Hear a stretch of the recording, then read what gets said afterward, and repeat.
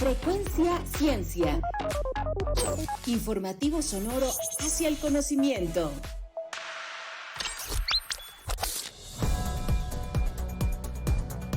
Su estructura es principalmente un centro cálido, se compone principalmente por espirales o bandas de tormentas convectivas que giran alrededor de este centro. Se habla ahora de estrés postraumático por personas que han vivido estragos por culpa, por ejemplo, de huracanes muy fuertes. La población debe estar muy atenta no solo de los huracanes, sino de las tormentas tropicales. Y todavía hay una categoría menor a la tormenta tropical, que es la depresión tropical.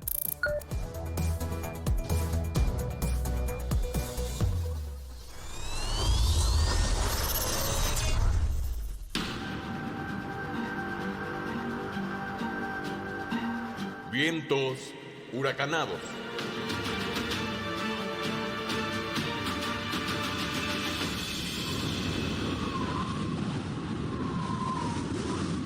Es un fenómeno natural extremo. El huracán es la etapa más severa de los ciclones tropicales. Sus vientos suelen ser muy intensos.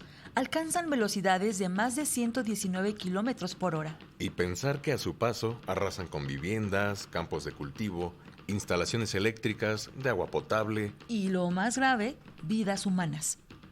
Carla, pero ¿en qué momento se genera un huracán y cómo es su estructura? Precisamente de eso habla José Luis Rodríguez Solís, licenciado en Ciencias Atmosféricas por la Universidad Veracruzana. Cursó el posgrado en Hidrometeorología en la Universidad de Guadalajara y es postdoctorante en el CICESE, donde también obtuvo su doctorado en Oceanografía Física. Vamos a escuchar la entrevista. Vamos. Voces del conocimiento. Los que saben, opinan. Buenos días, doctor. Buenos días. Muchas gracias por poder acompañarnos. Oiga, doctor, para empezar, ¿podría contarnos qué es un huracán y cuál es su estructura?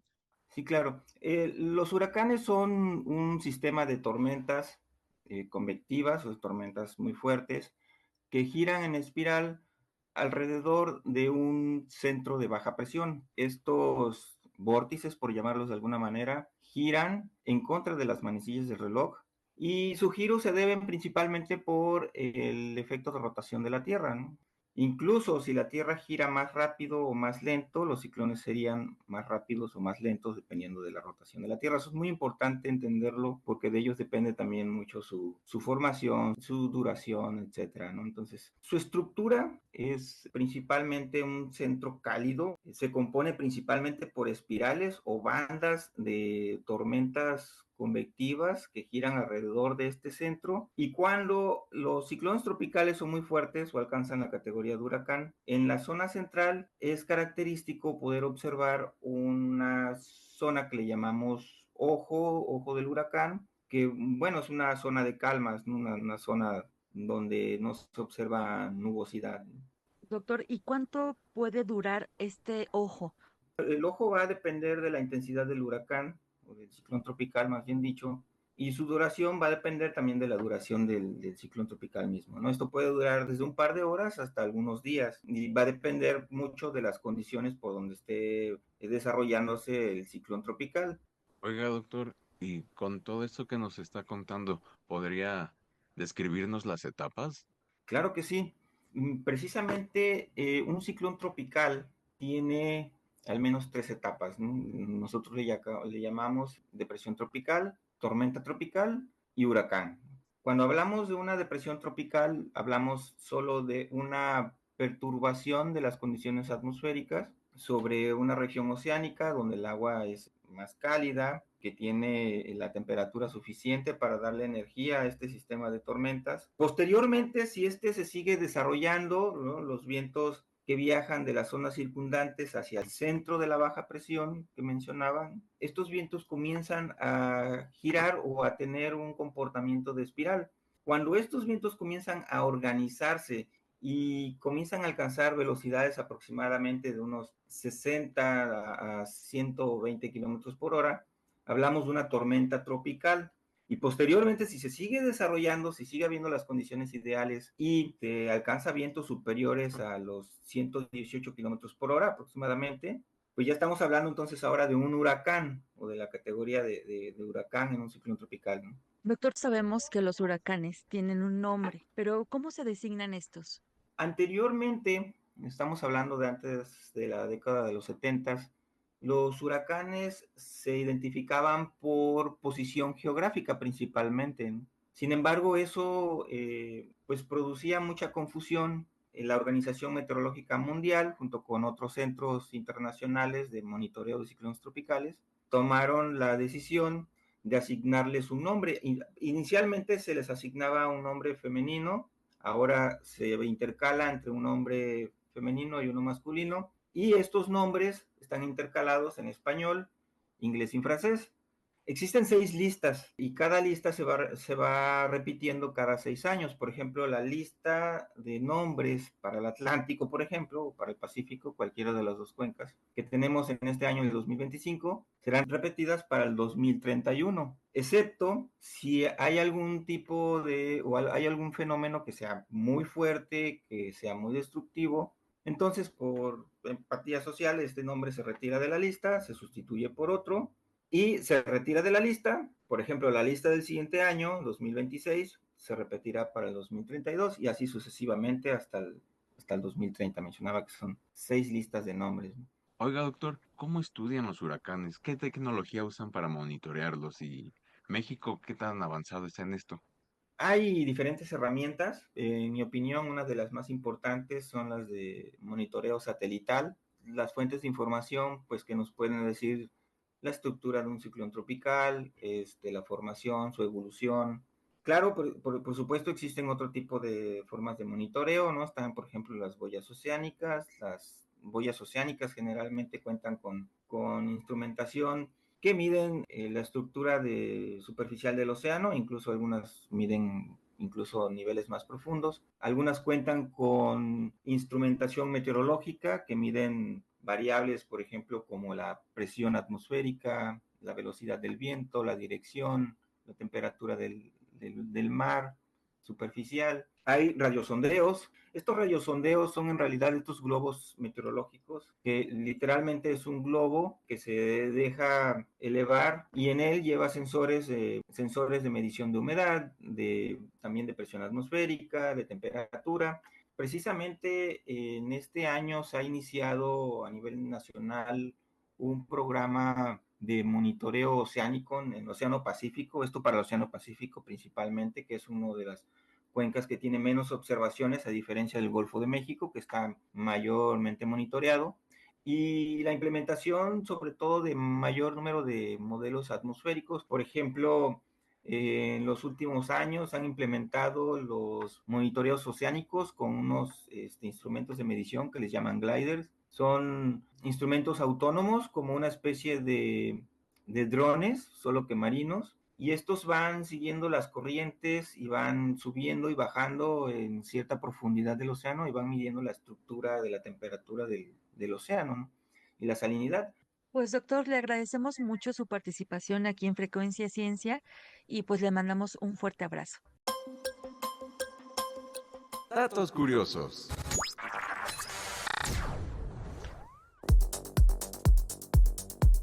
El huracán más grande registrado es el tifón Tip, que se produjo en 1979 en el noroeste del Pacífico, con un diámetro de unos 2.220 kilómetros, casi la mitad del tamaño de Estados Unidos.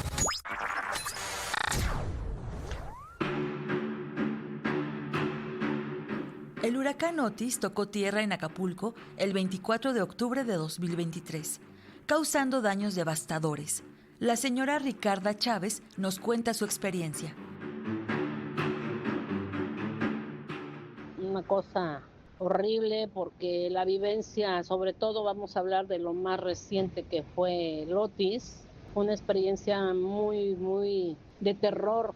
Eran aire, lluvia, el mismo aire pues, se llevaba todo al paso lo que estaba, se oían gritos de auxilio, el aire como que lloraba, o no sé cómo decirlo, expresarlo, y ver después de que pasó ya esas 3 horas terroríficas que vivimos, donde nos resguardamos, nos refugiamos en un baño que medía 1 metro por 1,5, 11 personas, fue una cosa tremenda, sobre todo niños, adultos, mi nieto gritando, diciéndole a mi hija, mamá, mamá, dile a Diosito que nosotros no somos malos. No supe ni cómo Dios me protegió, porque yo la verdad estaba yo a punto de desfallecer, de ese dolor de cabeza, del estrés. Nos dejó sin nada, porque después lo más triste es cuando ya empezó el primer día sin luz, nos agarraron sin agua, moscos, basura.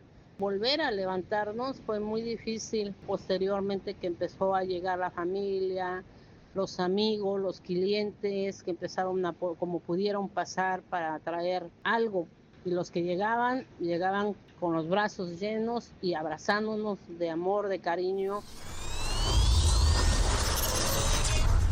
Justamente el huracán Otis de 2023, que se originó cerca de las costas de Chiapas y Oaxaca, ahí encontró una alberca de agua caliente a gran profundidad, de la cual pues originó su intensificación rápida. De hecho, ese es un efecto importante, la intensificación rápida, para prever en algún momento, por los modelos de pronóstico matemáticos, que se pueda llegar a huracanes mayores en la escala Saffir-Simpson, que va de categoría 1 a categoría 5. Los huracanes mayores son los de categoría 3, 4 y 5. Sí se esperaría que en el futuro los huracanes sean más intensos. No sabemos todavía si vayan a aumentar o no. Probablemente aumenten poco a poco el número de ellos y su intensificación también. Es difícil pronosticar la intensificación rápida porque, como decía, esto se da en el mar y a grandes profundidades, y no tenemos los sensores suficientes rodeando al Océano Atlántico y al Océano Pacífico para poder medir esta variable y poderla introducir en los modelos de pronóstico. Es por eso que cuando exista un aviso de ciclón tropical que pudiera llegar a impactar o afectar nuestras costas, población y autoridades deben extremar todas las precauciones.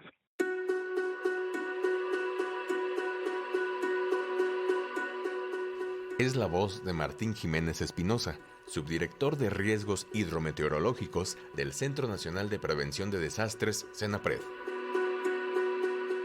Es común que las personas que han experimentado situaciones traumáticas tengan expresiones emocionales fuertes. Después de un huracán, ¿qué hacer para ayudar a restaurar su bienestar? Acudimos con la doctora Aliche Poma, investigadora del Instituto de Investigaciones Sociales de la UNAM. Ella enfatiza la importancia de brindar apoyo.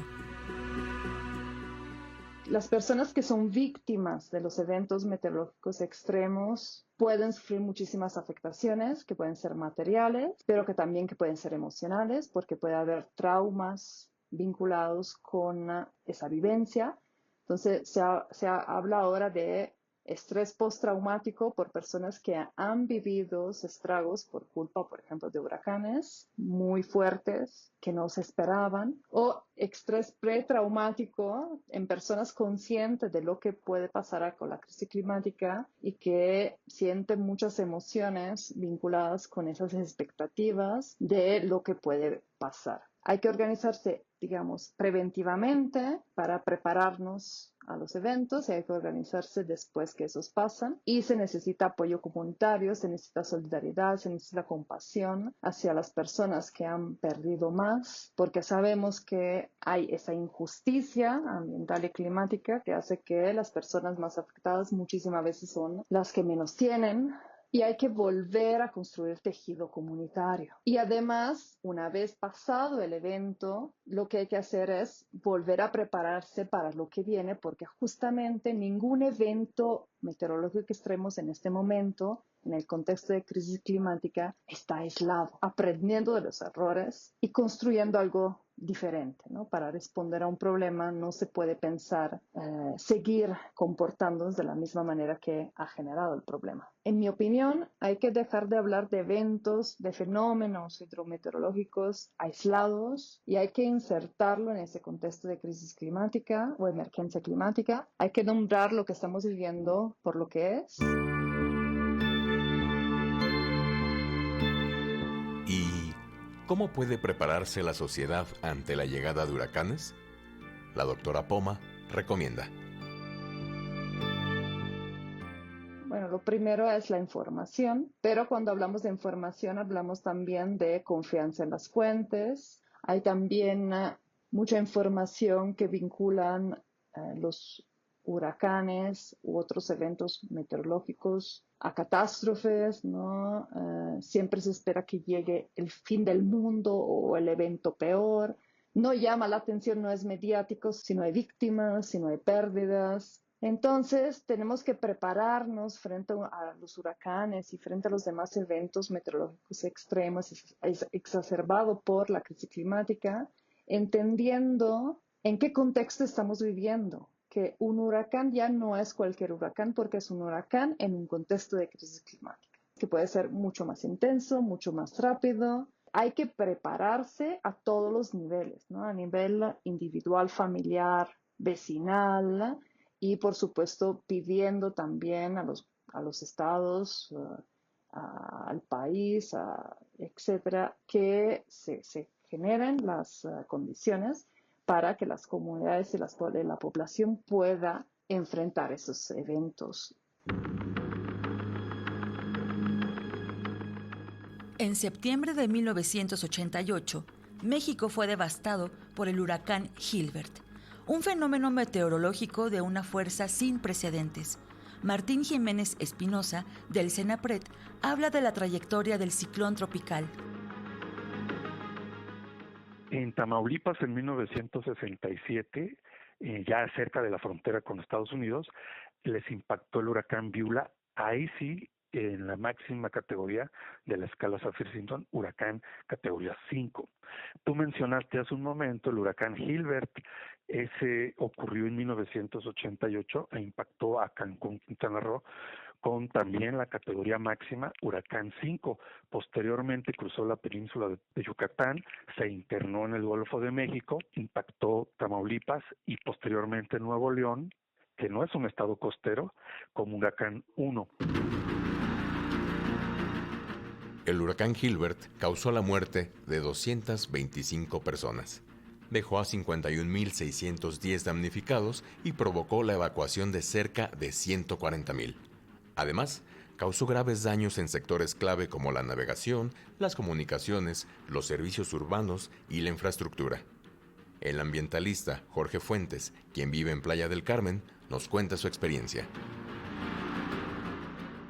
En 1988 tuve la vivencia de tener el huracán más poderoso del siglo XX. Gilberto golpea el Caribe mexicano prácticamente sin avisar. Pues entre que estábamos en el mar, no nos enteramos, no les dimos mucha importancia al reporte del tiempo. Aproximadamente 35 horas, 40 horas después, me voy enterando a través de las instrucciones de nuestras oficinas que se encontraban en la ciudad de Mérida de evacuar el hotel. Cerramos los tanques de gas butano, saco todos mis documentos, mis papeles y cosas importantes, las meto en bolsas selladas, traíamos los equipos de banda civil, 4 o 5 equipos, todos se meten en una cajita y me lo llevo como mi más preciado tesoro. Y con la fe que iba yo a regresar, yo salí de último, serían como las 8:30, 9 de la noche, y fui a contemplar cómo venía el mar, ya se escuchaba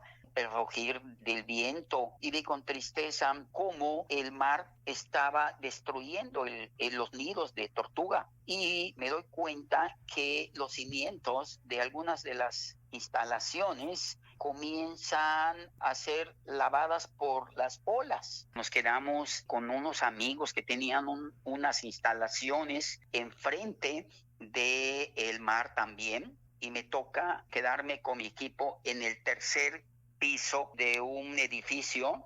De noche es más impactante todo, ¿ah? Los sonidos de las láminas, el viento cuando comienza, es como que llora el viento. Dije, Dios mío, ayúdanos. Y, amanece y veo que el vehículo que me transportó, cómo lo levantaba el viento. Veíamos volar láminas, cuando se rompen las maderas, las cosas, los árboles. Y pues, bendito sea, todo lo que comienza tenía que pasar. Salimos cuando vino el ojo del huracán sobre nosotros, porque llega la calma, sale casi el sol y dices, pues ya pasó, pero no ha pasado. Cuando sales del ojo del huracán, pues comienzan las bandas más fuertes, peligrosas, lo peor del huracán. Lo que pasó con Gilberto tuvo trascendencia ecológica muy fuerte. Meses después decretan veda total de 5 polígonos de las selvas de Quintana Roo, porque fueron tantos los daños no visibles que la gente normal no ve. Tengo la suerte de vivir en un lugar donde tengo conexión con la naturaleza y comienzo a sentir los vientos, a cambiar. También los animales lo saben, porque los monos se guardan, se buscan lo más denso de la selva tropical. Hay árboles que son fuertes y ahí están. Después del paso de los huracanes, siempre he visto cómo llegan las aves, los tucanes. He visto tucanes que andan buscando los frutos que no tiró el viento de los árboles. Los mismos monos que llegan, pues ellos sin entender, todos mojados, hambrientos. La fauna silvestre abandona la selva para venir a las manchas urbanas a encontrar algo de comer.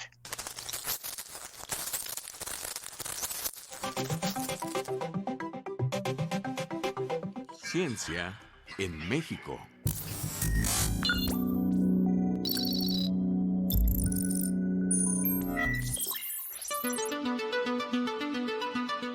Los sistemas de alerta de huracanes son complejos, van más allá de radares y sensores, miden frecuencia, intensidad y periodicidad. Actualmente enfrentan retos ante la velocidad e intensidad con la que han impactado recientemente al país estos fenómenos naturales. Es tema de conversación de estudiosos de la atmósfera y los océanos, como David Salas del Instituto de Ciencias del Mar y Limnología de la Universidad Nacional Autónoma de México. Tenemos un sistema de alerta de huracanes, aunque en las últimas fechas estos han sido superados por la reacción tan rápida, por los cambios tan rápidos y que han sufrido en su trayectoria los huracanes y en la intensidad que han tenido en incrementarse, como fue el caso del huracán Otis, que todavía comentamos en algunas reuniones entre colegas, que pasó muy rápido de una tormenta a un huracán de categoría 5 y que cambió su trayectoria de una manera sumamente rápida, que tuvo consecuencias muy fuertes para la población. Cuando tenemos la alerta de un huracán, pues lo que tenemos que hacer es fundamentalmente prepararnos para esas inundaciones, esas lluvias, esas ráfagas de viento intensas, buscar lugares que sean sólidos y que no estén en los cauces naturales de los ríos, de los arroyos, que en tiempos que no es de lluvias, que no es de huracanes, se ven secos. Alertas que apoyan a la población en zona de riesgo.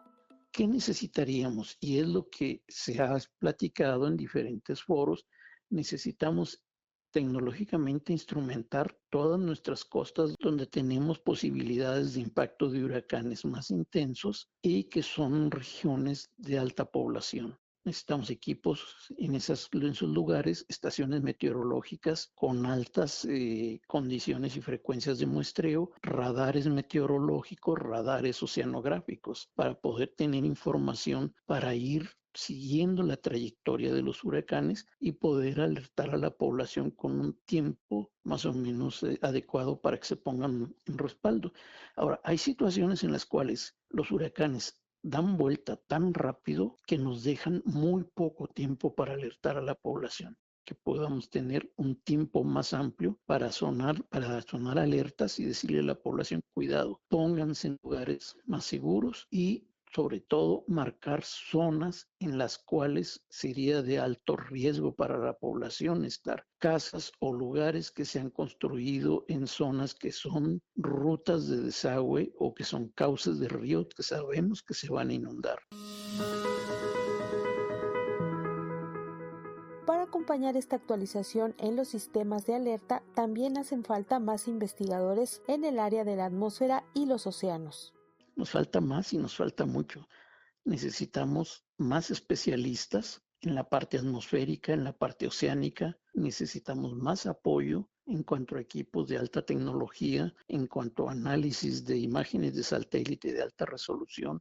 Somos un país enorme que tiene una gran cantidad de costa y muchas veces no lo entendemos. Somos un país prácticamente marino, pero que vive cerrado al mar, con todas las ventajas y los peligros que el mar nos puede proporcionar. Pero la cantidad de gente que se dedica a las cuestiones atmosféricas y marinas, para un país del tamaño del nuestro y que recibe tanto del mar y de la atmósfera, es muy, muy poca. Para Frecuencia Ciencia, Alejandra Leal Miranda. El 29 de agosto de 2005, el huracán Katrina impactó la costa de Florida. Era una tormenta de categoría 3 con vientos de hasta 193 kilómetros por hora. Leticia Núñez nos comparte su relato de lo sucedido. Sí, tuvo bastante impacto en la ciudad. A nosotros siempre nos notifican, a veces hasta con 2 semanas de anticipación, que viene un huracán en esta ruta y nos empiezan a sugerir que nosotros nos preparemos con todo lo necesario por si el huracán nos pega directamente. Mi experiencia durante el huracán Katrina, para mí fue bastante impresionante ver los estragos que causa una tormenta antes, durante y después de ella. Antes porque los supermercados son una locura. Hay crisis nerviosa por todos los pasillos, la gente arrebatándose prácticamente la comida, los enlatados, todas las botellas de agua. Durante, porque es impactante los sonidos, los vientos, y bueno, sí da miedo. Durante ese proceso y después porque no hay luz.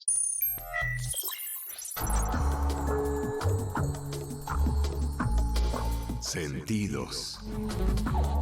Ciencia y cultura en frecuencia.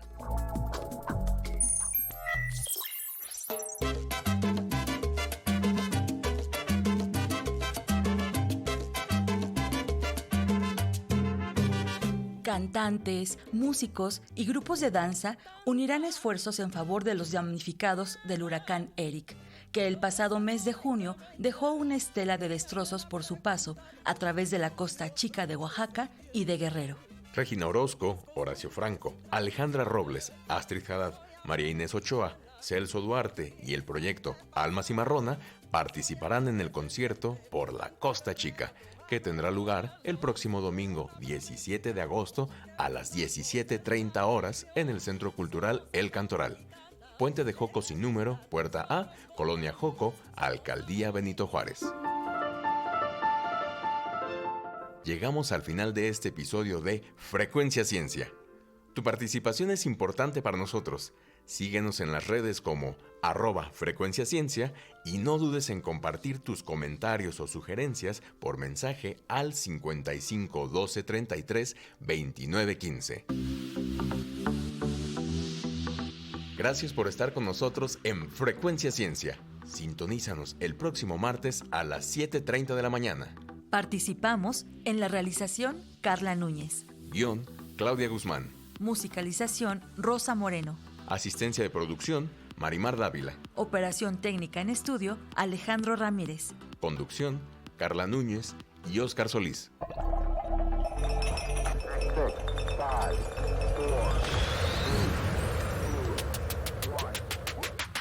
Frecuencia Ciencia.